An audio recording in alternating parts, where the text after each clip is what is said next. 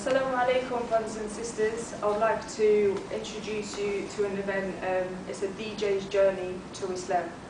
And following that, we will have a short presentation of Islamic Relief, which will also be charity fundraising, where you'll be welcome to donate money and listen to what Islamic Relief actually do.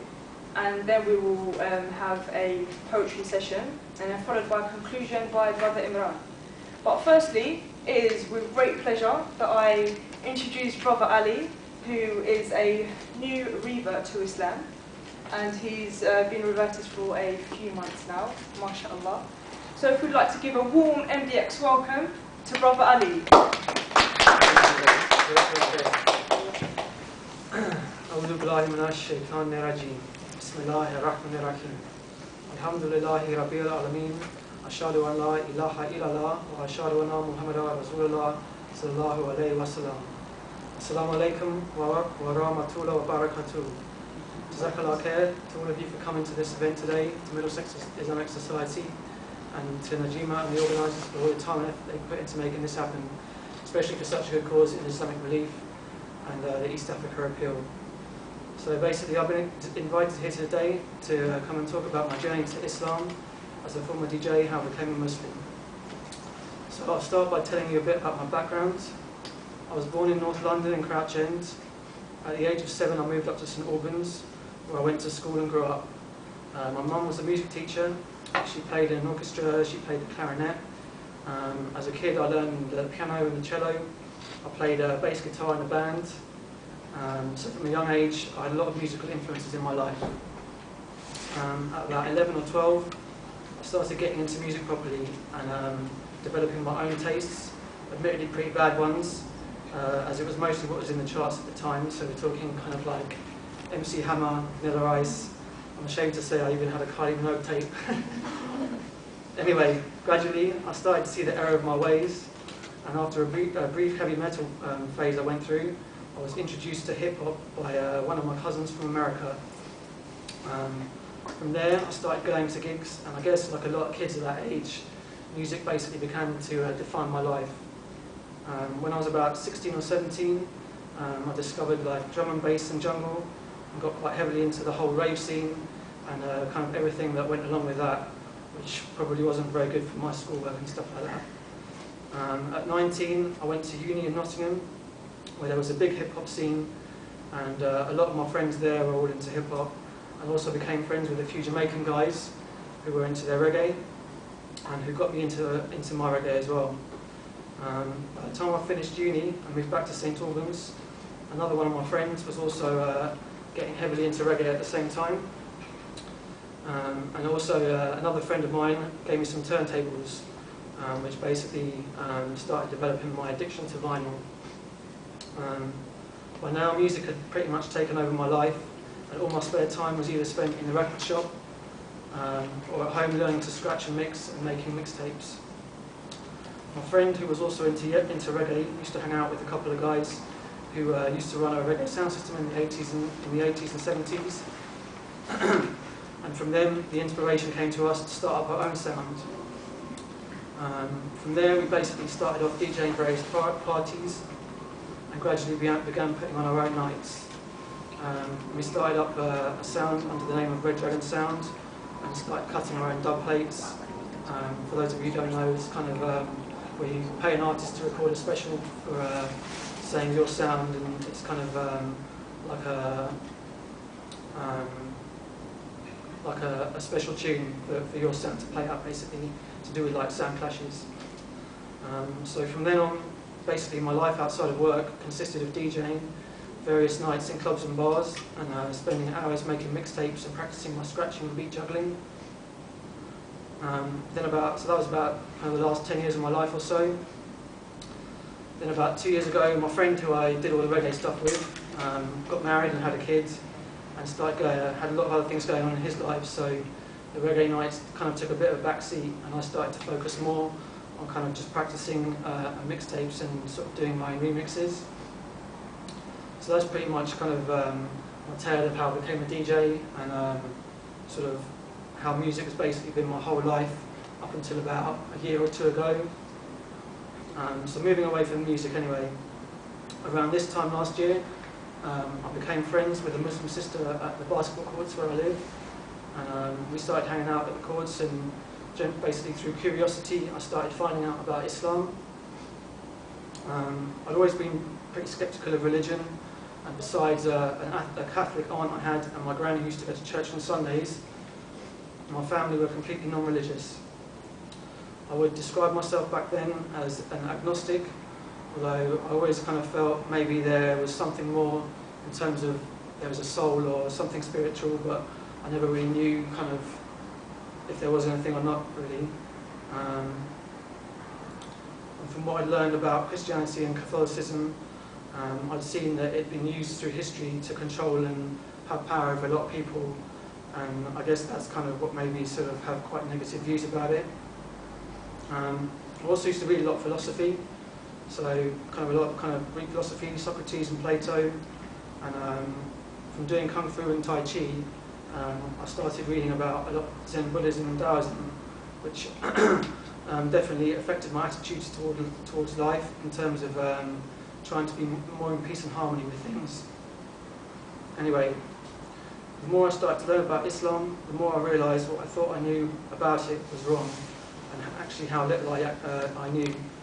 I understood the kind of media portrayal of how sort of it's kind of quite negative in terms of it portrays a lot of bad things done in the name of Islam in terms of terrorist acts, and obviously the way that some countries kind of are quite patriarchal in how they're perceived in this country. So I kind of realised that my views of what I thought it was were pretty much wrong. Anyway, after having a lot of kind of deep conversations about philosophy and beliefs, I started to find that a lot of my values and principles were very similar to the values and principles of Islam, in terms of how you should treat people, how you should live your life. I mean, from Zen Buddhism, it preaches a lot about how that all suffering kind of comes from selfishness. So the more you kind of, your ego kind of makes you want and desire things, and that's kind of what's going to make you unhappy in life. So I started to realise that the more you can do things from a selfless point of view, the more kind of happiness you actually get from helping other people.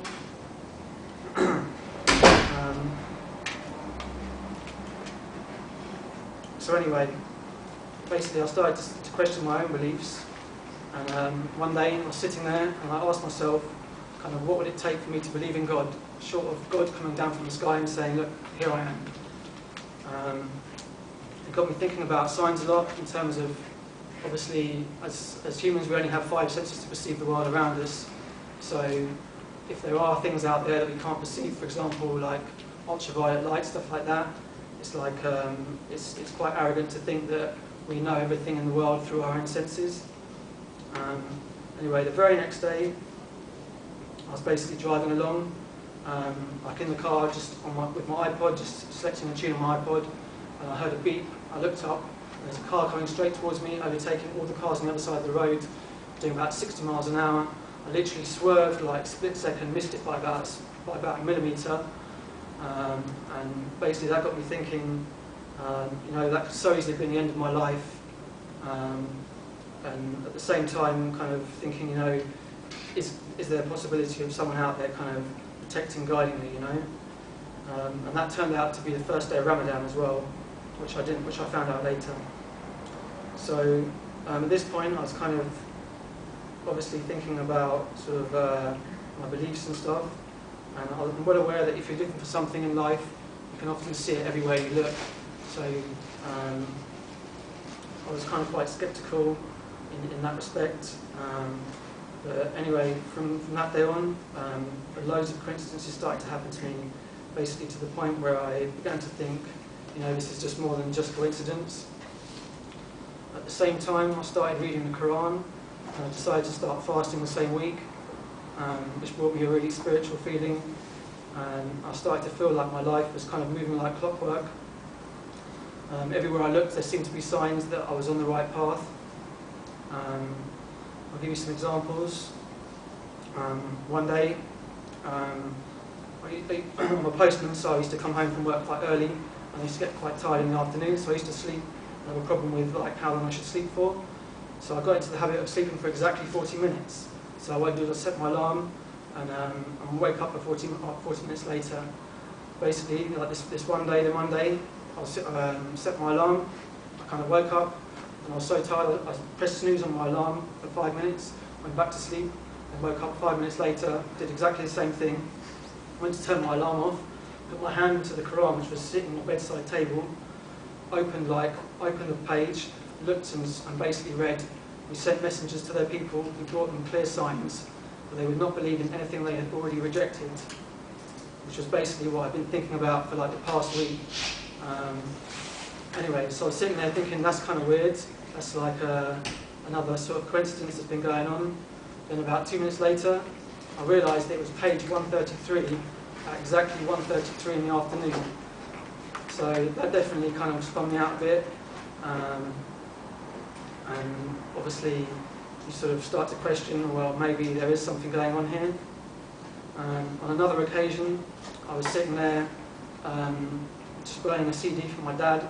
Basically, I just thought I'd open the Quran randomly, literally opened it and read, "So if you are in doubt about what we have revealed to you, ask those who have been reading the scriptures before you. The truth has come to you from your Lord, so be in no doubt and do not deny God's signs. No soul can believe except by God's will, and he brings disgrace on those who do not use their reason. Say, look at what is in the heavens and earth, but what are signs and warnings to people who will not believe?" So by this point, I'm starting to think, you know, this is like kind of, maybe this is real.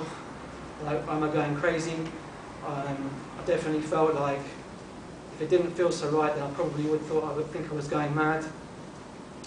A couple of days after that, I was there kind of having a lot of doubts, thinking, basically, is this actually happening, or is it all in my mind? Am I just imagining this?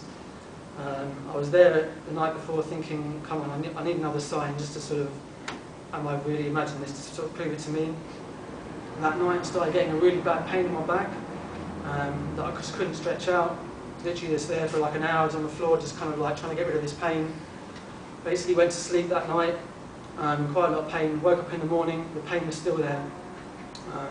Basically got up to go to work, got into my car.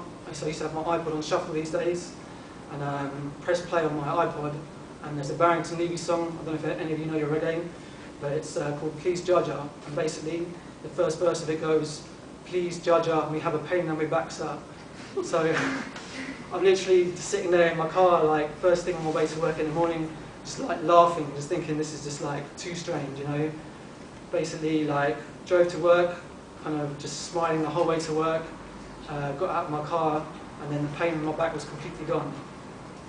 So basically by this point, this was about kind of a week and a half, 2 weeks since I first started, first kind of the car crash thing that happened, and I started reading the Quran.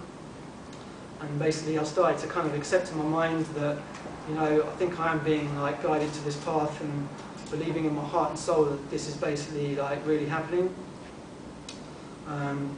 So I decided to learn more as much as possible. My friends started giving me a lot of leaflets and like books to read, and pointing me in the direction of some good stuff on the internet to read as well. Basically, because I was fasting, my friends and family also kind of like found out what was going on, so it's not like something that I could keep secret. So I had to explain to them kind of, you know, I'm thinking about converting to Islam, and so I got all the usual reactions that you probably expect. I mean, my mum said to me, "Oh, I don't want you to become a terrorist." And when I said to her, "It's all right, Islam is the religion of peace," and she literally just couldn't stop laughing. She thought it was hilarious. But I guess that just goes to show that the attitudes that a lot of people have in this country about Islam, when they haven't ever learnt about it, they just kind of got their views from the media and from the TV. And a lot of my friends were really good about it. They kind of sort of very respectful of my beliefs, and obviously a few jokes here and there, but on the whole they were very supportive to me. So basically from there I kind of started reading a lot more, decided I want to, even though I felt it in my heart and soul, I wanted to be convinced in my mind to make sure I read the Quran and learn as much as possible about about it before I kind of jump into taking my Shahada. I'd also read a couple of different viewpoints on how you should take your Shahada, or whether you should either take it straight away if you believe, in case you know you could just die the next day, so it's better to like take it just in case something might happen to you. But then I also read a lot of advice saying people who come to Islam get very over-enthusiastic in the first few days and weeks, and it's easy just to kind of jump in with both feet at the deep end and then kind of suddenly find yourself overwhelmed with all the stuff that comes along with it. So I decided to kind of take my time a bit and sort of just try and learn as much as possible.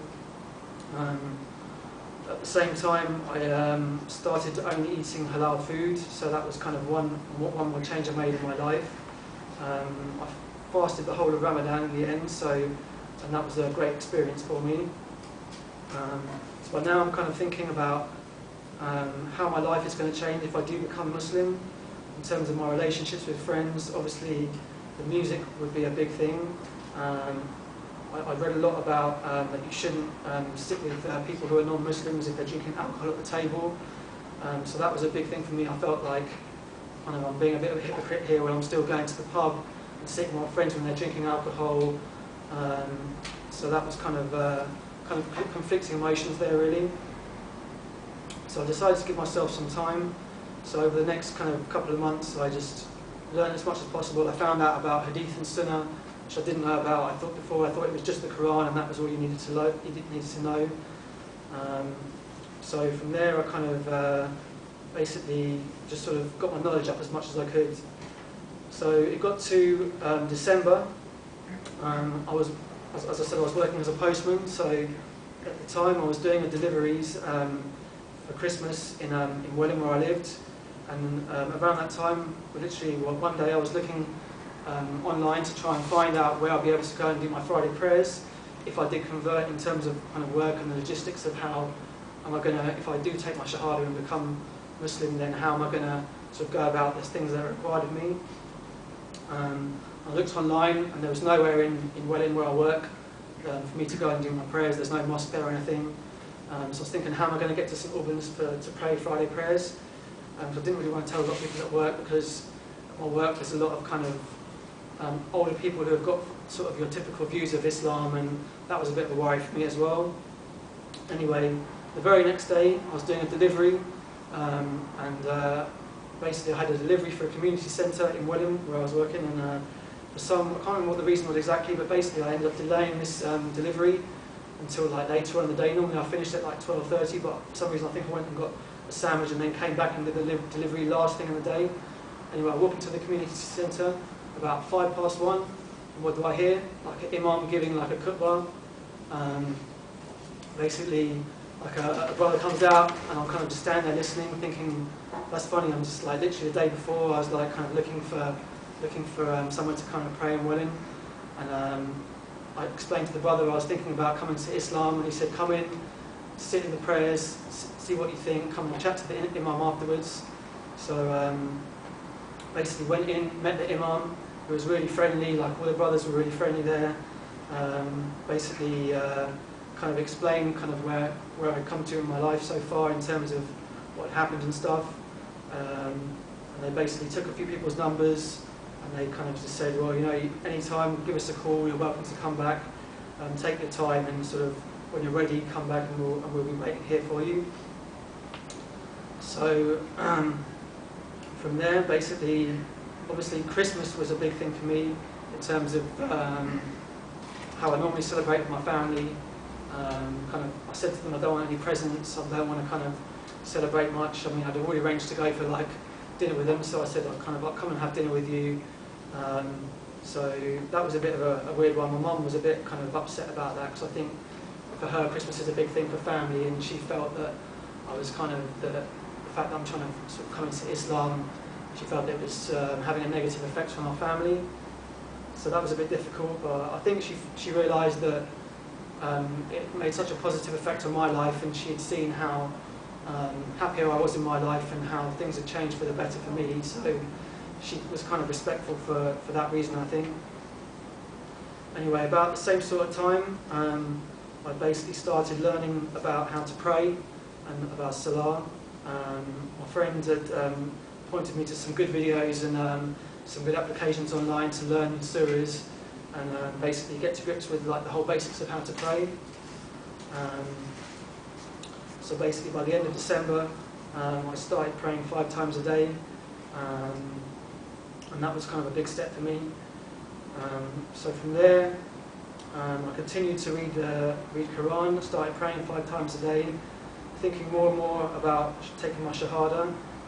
From the music point of view, I started listening to a lot more kind of recitations and lectures, and kind of started trying to listen to less music, because I obviously read about how sort of music can be a bad influence on your life, and I also saw more now in my life about how the way that music affects your mind in terms of trying to learn surahs, and you see how when you listen to a song, it gets stuck in your head and it can kind of block your mind in terms of like if you're trying to learn something. So that kind of became a bit more apparent to me. So basically about kind of February, March time this year, I finished reading the Quran and started thinking a lot more about taking my Shahada, because I said to myself, you know, when I finish reading the Quran, that's going to be my time, unless I have any kind of read something in there that I think I don't agree with that, but alhamdulillah, everything that I read there I kind of agreed with and just seemed to kind of chime with like my morals and values and how I've kind of looked at life anyway. So I started looking more into taking my Shahada.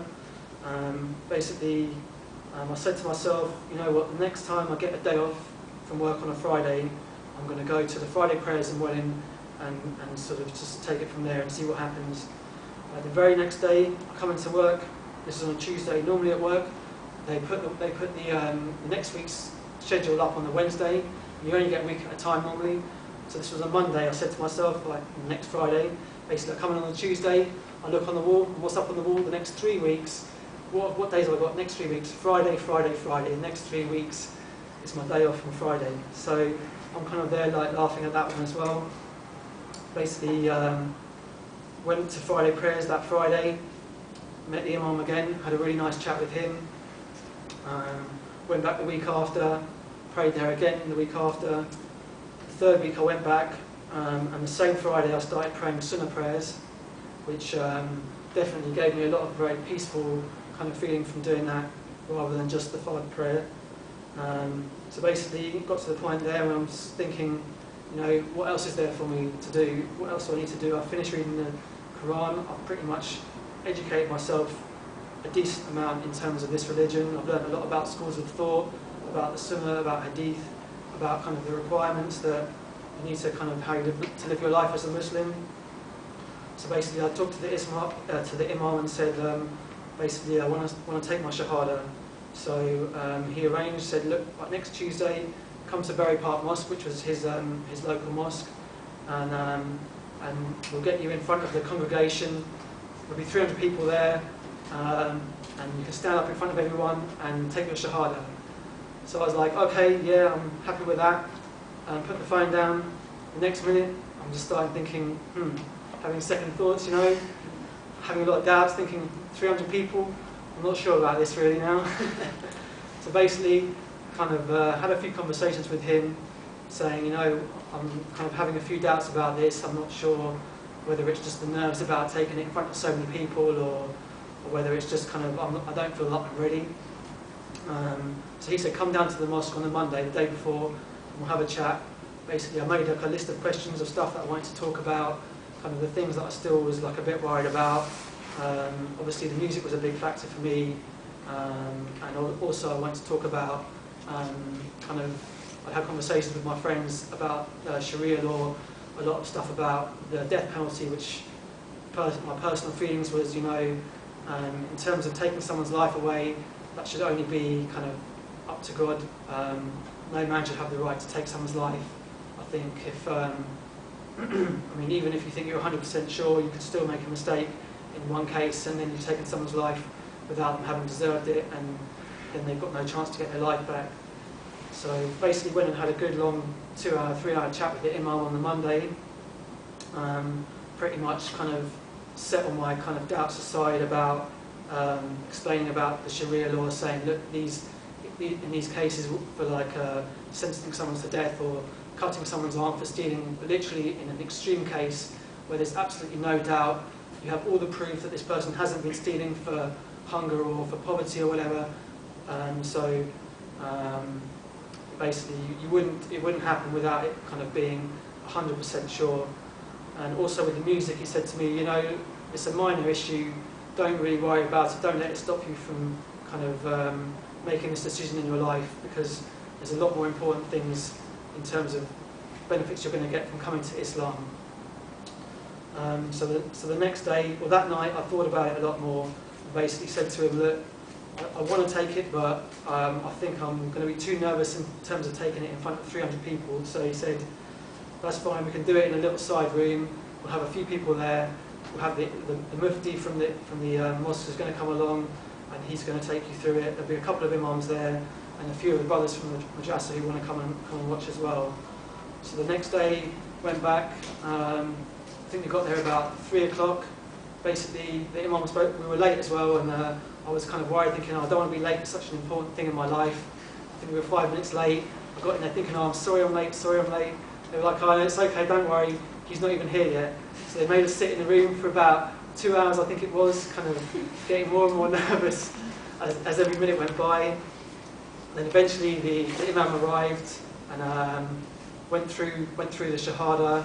It took about sort of 5 or 10 minutes. And then literally walked out of there just feeling like, you know, that's the best decision I've ever made in my life. Alhamdulillah.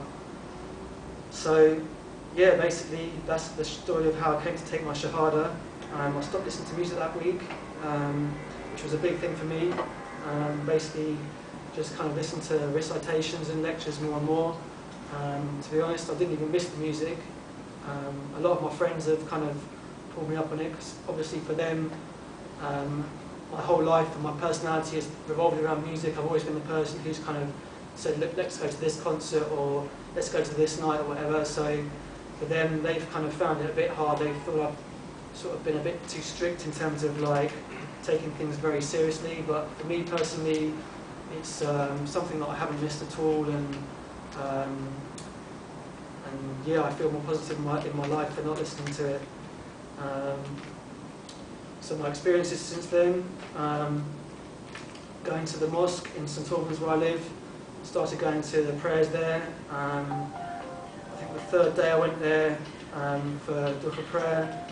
I was sitting there thinking, you know, everyone said, oh, these Muslims are supposed to be really friendly. And I'm kind of there thinking in my mind, you know what, I've been here like 3 times now, and no one's really sort of like said more than just sort of Assalamu alaikum to me.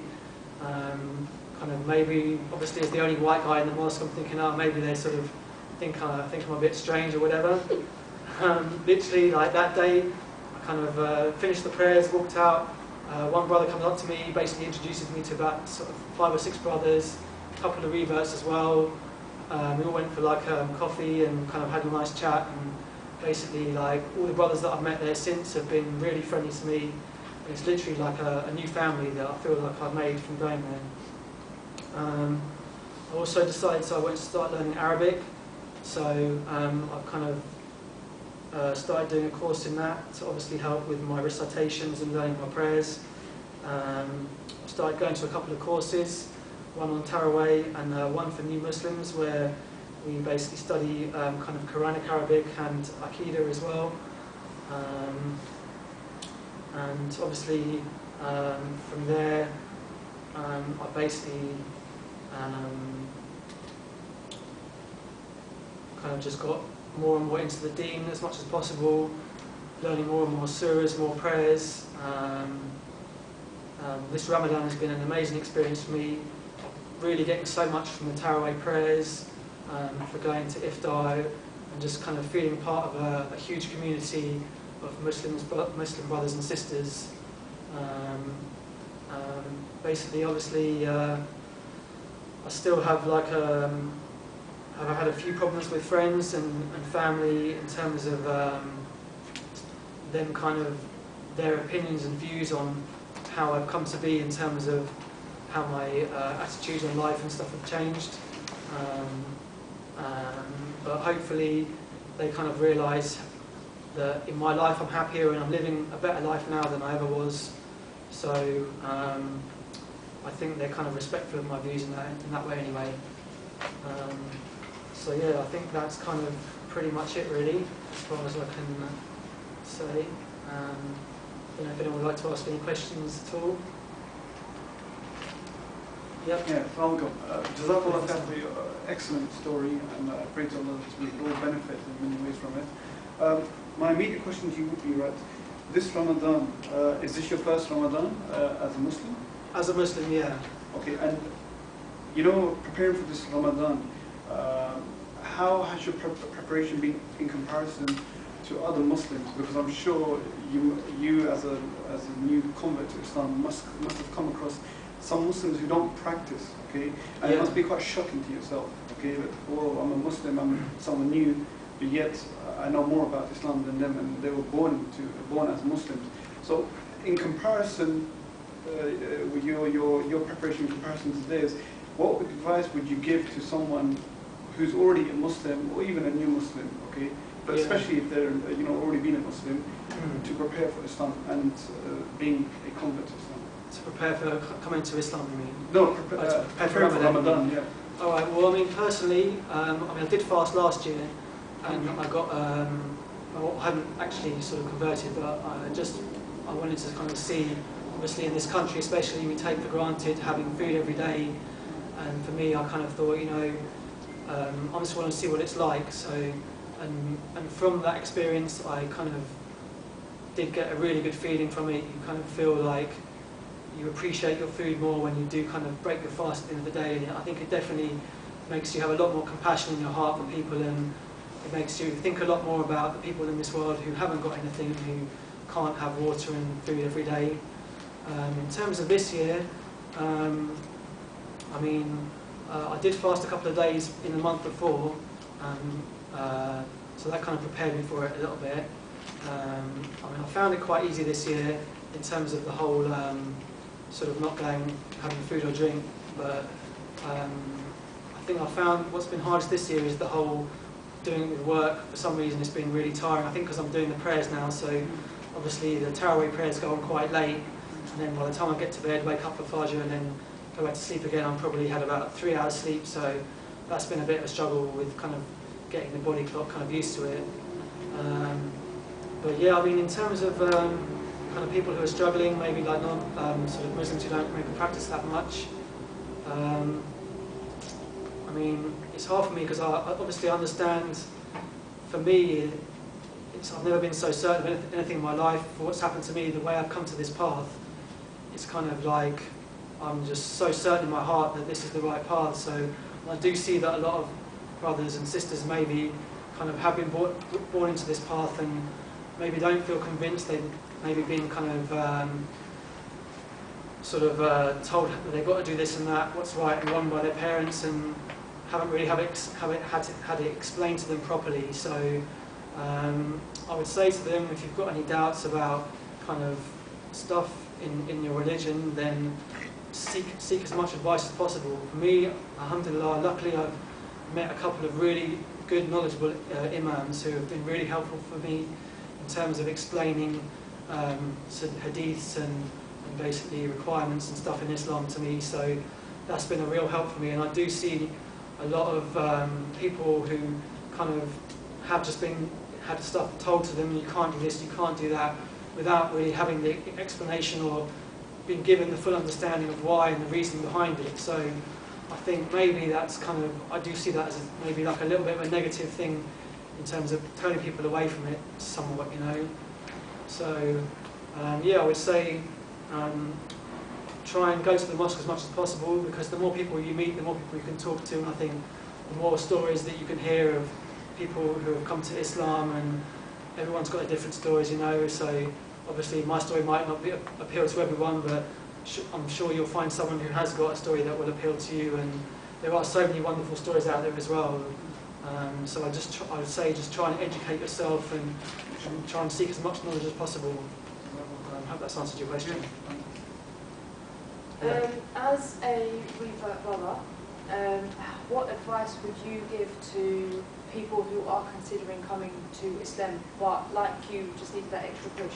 What advice would you give to them? Okay, well, I would definitely say try and find out as much as possible as you can. Obviously the internet's a good source, but there are a lot of misleading things online as well. So I think kind of try, I mean, if you've got sort of Muslims, like brothers and sisters that you can talk to, then try and sort of talk to them as much as possible. I think for me as a brother, it's obviously easy to go to the mosque and kind of meet the imam and meet brothers there, but maybe for some sisters, I mean, I know there's a couple of sisters in St Albans where I live who are thinking of reverting to Islam, but obviously for them it's a bit of a harder thing. They can't just turn up at the mosque and sort of say, can I come and talk to someone, and maybe feel a bit more apprehensive about doing something like that. I mean, obviously read the Quran. That was basically a big thing for me. A lot of guidance is in there, and I think a lot of your questions can be answered from that. As a revert brother, I think find a good translation as well. Luckily, I found one that was quite a modern translation and appealed to me, or appealed to my level, like the way that I kind of looked at it quite well. So I would say if you find a translation that feels a bit kind of like old and it's hard to get through, then have a look around. There's some good translations out there. So,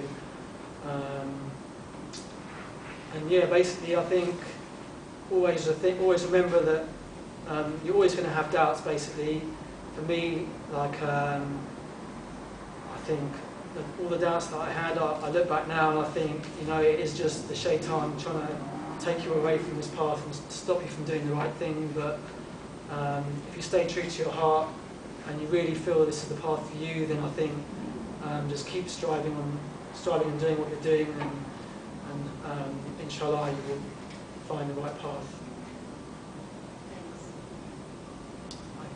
Thanks. You briefly mentioned the incident at Christmas where, you know, your family was quite difficult, and I think generally as Muslims, even when we do that, so I'm sure as a revert it must have been extra hard. So is there any advice you can give to, like, say for example, a new revert, something like that, when, you know, dealing with problems with family or family backslash? Sure, yeah. I mean, as Christmas was approaching, I basically kind of started looking into like the whole why it's around to celebrate Christmas, and started finding out obviously about shirk, and obviously it's kind of a Christian festival, so you shouldn't celebrate a Christian festival.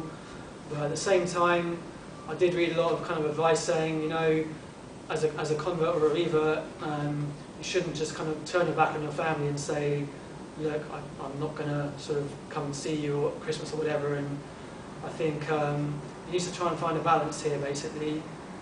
For me, it was kind of saying, look, I mean, luckily for me, my family didn't go to church or anything, so that wasn't the kind of worry. I didn't have to worry about having to go to like to Sunday Mass or anything like that. But in terms of presents, I said, look, I don't want you to buy me any presents, even though Mum still did buy me presents. But and I'd already arranged to go for Christmas dinner with my family, so I kind of decided that I'm not going to upset them. I'm going to go along and just sort of be part of the family. A hard thing for me was, especially as a postman, where 2 weeks leading up to Christmas, every single person you go and see, Happy Christmas, I hope you have a nice Christmas. So obviously that was a thing for me, kind of, I don't want to say Happy Christmas back to you, so I started saying, oh, yeah, and you, and then I sort of read that you shouldn't even say that really, so I was kind of trying to avoid like having to say anything to people as much as possible, like Happy Christmas, oh yeah, yep, okay, cheers, see ya. So, but yeah, I mean, I think I would say basically, if your family kind of, if you're used to sort of spending Christmas with your family, and that's a family time for you, then I think it's better for you to go and spend that time with your family, and basically let the way that you are becoming in your life, and hopefully more positive from having to come to Islam, let them see that positive effect, and hopefully they'll kind of be more supportive and maybe realise that this is a good thing that's happening to you in your life. I hope that answers your question. Any other questions? Any more questions? Right, thank you very much. Okay. Ellie, for coming. So now we will have our Islamic Relief charity fundraiser. So me and Zara are going to take it.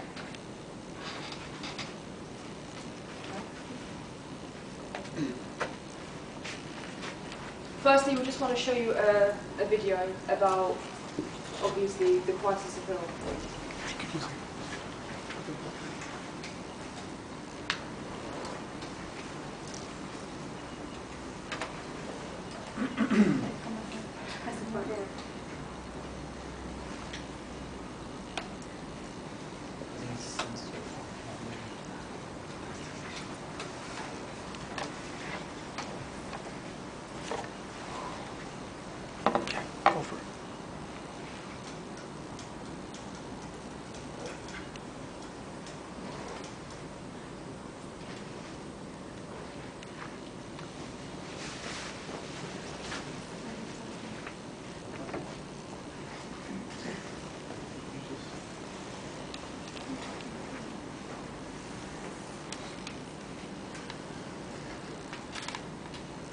This is Al-Bajan village in Wajir.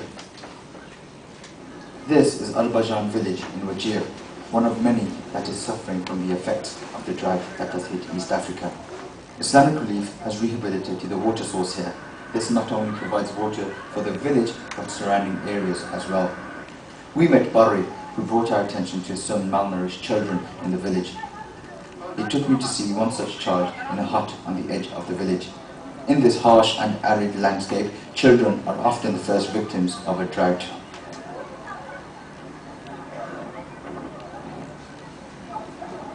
Two-year-old Gardo Hassa is being looked after by his grandmother.